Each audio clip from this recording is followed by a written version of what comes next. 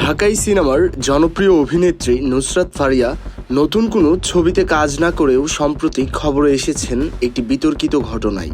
তিনি একটি জুয়ার অ্যাপের শুভেচ্ছা দূত হিসেবে কাজ করছেন এবং সেই অ্যাপের প্রচারের জন্য তৈরি করা একটি গানে অংশ নিয়েছেন। গানটিতে তিনি জুয়ার প্রচারণা করেছেন, যা নৈতিক এবং আইনি প্রশ্নের জন্ম দিয়েছে। গানটির কথায় নুসরাত ফারিয়াকে বলতে শোনা যায়, সবাই মিলে খেলবো, আনন্দ করে ফিরবো, সাবধানে খেলে যাব। এছাড়া ভিডিওটির শেষাংশে তিনি জুয়ার অ্যাপের সঙ্গে কাজ করার উচ্ছ্বাস প্রকাশ করেছেন।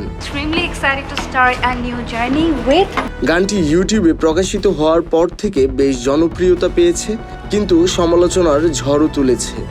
এই বিতর্কের পরিপ্রেক্ষিতে গণমাধ্যমের পক্ষ থেকে নুসরাত ফারিয়ার সঙ্গে যোগাযোগ করার চেষ্টা করা হলে তিনি কোনো প্রতিক্রিয়া জানাননি এবং ফোন কল বা খুদে বার্তার উত্তর দেননি। বাংলাদেশের সংবিধান অনুযায়ী জুয়া খেলা এবং এর প্রচারণা নিষিদ্ধ। এর আগে সাকিবুল হাসান এবং পরিমণির মতো তারকাদেরও জুয়া সংশ্লিষ্ট প্রতিষ্ঠানের সঙ্গে যুক্ত হতে দেখা গেছে, যা ব্যাপক সমালোচনার জন্ম দিয়েছিল। বিশেষজ্ঞরা বলছেন, তারকাদের এই ধরনের প্রচারণা সাধারণ মানুষকে প্রলুব্ধ করে এবং অবৈধ জুয়ার ফাঁদে ফেলতে সাহায্য করে। এই ধরনের প্রচারণায় তারকাদের যুক্ত হওয়ার নৈতিকতা নিয়ে প্রশ্ন তুলছে বিশেষজ্ঞ মহল। তারা বলছেন, শুধু আর্থিক লাভের জন্য তারকাদের এই ধরনের কর্মকাণ্ডে জড়ানো সমাজে ভুল বার্তা দেয় এবং এর ফলে সাধারণ মানুষ ক্ষতির সম্মুখীন হতে পারে।